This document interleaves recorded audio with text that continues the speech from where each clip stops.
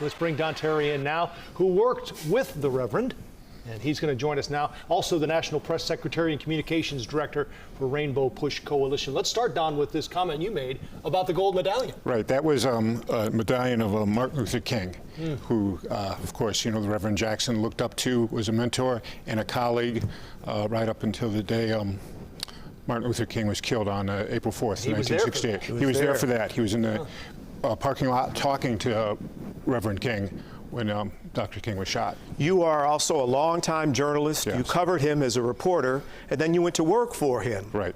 What did you know when you went to work for him? What did you not know when you went to work for him that you thought you knew? I knew a lot about him already because I spent, I think, 2005 going crisscrossing the country with him. And you just saw his energy, his enthusiasm, and the guy never got tired. A lot of the staff members, we get tired, but Reverend Jackson was just the energizer bunny. That was the same thing when I went to work for him as well. He just kept going, kept going. One of his favorite phrases to me was, "Write this down, buddy, write this down."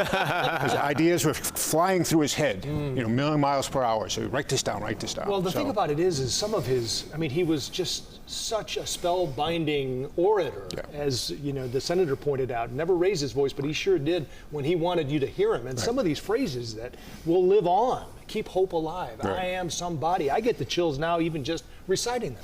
Well, he told me he started the I Am Somebody. He was in, it was a Poor People's March campaign in Washington, D.C. And it was been raining, deluged. Dr. King had just been assassinated. And Reverend Jackson was, kind of, I think at the time, the mayor of the poor people, the tent city that was there. And people were just dejected. There was mud all everywhere. And he started just riffing, I am somebody. And that's where it kind of started for him. I think there was a poem before, but he really made it his own and went off on it. Just, how would you describe his brilliance as an orator? just that, brilliant. He just could put words together when working on maybe helping him with a speech, but everything he said was, you know, 10 times better. He went off script. He often went off script, He went off script many times. The other thing that stands out to me is how many people have a story about Reverend Jackson. And you see now since his passing, how many pictures he took with him. He was omnipresent. It seemed like he was everywhere. That's right. When we were traveling with him, whether it's across the country, across the world, we'd always say, if I had a nickel for every time someone came up to Reverend and said, "Can I have your picture? Can I have your picture?" And he never turned anybody down. He never did. He never did. He was, the thing about Reverend Jackson, too, people don't, he was a kind man. He was a really kind guy.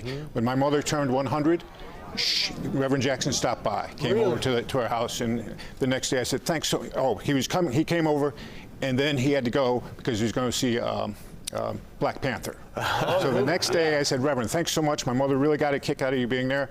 And he said, "Wakanda forever, buddy." So I've told this story in the last few weeks that one morning he was making the rounds on all the morning newscasts. And I said, "Reverend Jackson, you have to get up in the middle of the night to do this. Why do you do it?" He said, "It's my work, man. It's my work." That's exactly right. He told me once, you don't wake up by alarm clock, you wake up by purpose. And I said, "Reverend, I need 2 alarm clocks the way you go." But he was a good guy. And then he said, "Write this down." Write this down. All right.